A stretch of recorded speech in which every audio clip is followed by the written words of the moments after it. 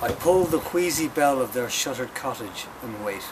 They take me for a dun, peer out from a coign of vantage.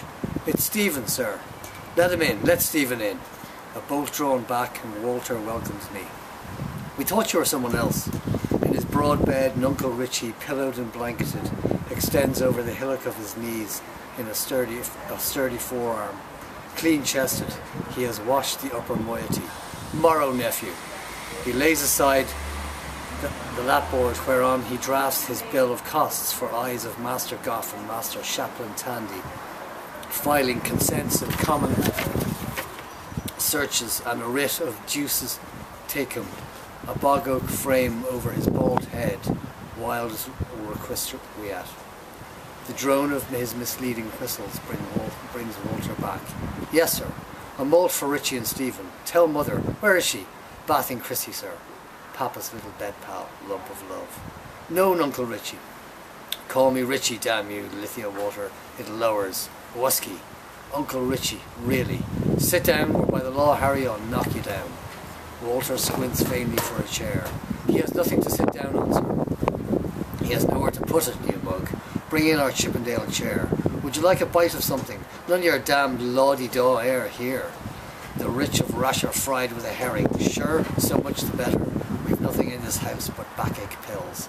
Alerta! He drones the bars of Ferrando's Aria di Sortita.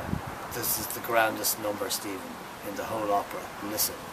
His tuneful whistle sounds again, finely shading with rushes of the air, his fists big drumming on his padded knees. This wind is sweeter. Houses of decay, mine, his and all. You told the Clongowes gentry you had an uncle a judge and an uncle a general in the army. Come out of them, Stephen. Beauty is not there, nor in the stagnant bay of Marsh's library where you read the fading prophecies of Joachim Abbas, for whom the 100-headed rabble of Cathedral Close, a hater of his kind, ran from them to the wood of madness. His mane foaming in the moon, his eyeball stars, Wynnum horse-nostrilled, the oval echoing faces, Temple, Buck Mulligan, Foxy Campbell, Lantern Jaws, Abbas Fowler, Furious Dean. What offence laid fire to their brains? Puff, descende, Calvary, Nimium de Calvaris. A garland of grey hair on his combinated head. See him me clambering down to the footpace, descende, clutching a monstrous ballast guide. Get down, bald pole. The choir gives back menace and echo, assisting about the altar's horns. The snorted Latin of jack priests, moving burly in their albs, tonsured and oiled and gelded, fat with the fat of kidneys of wheat. At the same time, instance, perhaps a priest round the corner is elevating it. Dring, dring, 2 streets off, another, locking into a pix. Dring-a-dring! And the Lady Chapel, and in a Lady Chapel, another housel, all to his own cheek.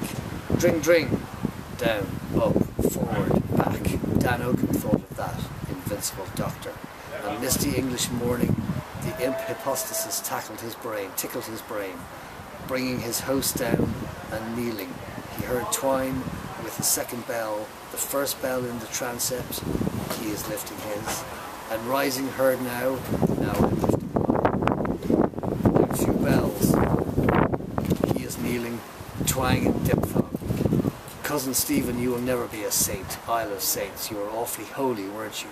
You prayed to the Blessed Virgin that you might not have a red nose. You prayed to the devil in the Serpentine Avenue, that the fubsy widow in front might lift her clothes still more from the wet street. Oh, si certo, sell your soul for that. Do, dyed rags pinned round a squall. More tell me, more still, on top of the Hoth tram, alone, crying in the rain. Naked women, what about that, eh? What about what? What else were they invented for? Reading 2 pages apiece of 7 books every night. I was young. You bowed to yourself in the mirror, stepping forward to applause earnestly, striking face. Hooray for the goddamned idiot. Pray. No one saw, tell no one. Books you were going to write with letters for titles. Have you read his F? Oh yes, but I prefer Q. Yes, but W is wonderful. Oh yes, W. Remember, your epiphanies on green oval leaves, deeply deep, copies to be sent. If you died, copies to be sent if you died to all the great libraries of the world, including Alexandria. Someone was to read them there after a few thousand years. A Mahamarata, Pico della Miradona like, aye, very like a whale. When no one reads the strange pages of one, God feels that one is that one with one who once. The grainy sand had gone from under his feet. His boots trod again in damp, crackling, masked razor shells, squeaking pebbles. That on unnumbered pebbles beats, wood sieved by the shipworm lost armada. Unwholesome sand flats waited to suck his treading soles, breathing upward sewage breath. He coasted them, walking warily. A porter bottle stood up, stogged to its waist in a cakey sand dome, a sentinel, isle of dreadful thirst.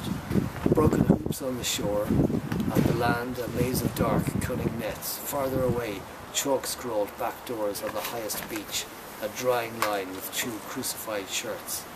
Rings End, wigwams of brown steersmen and master mariners, human shells.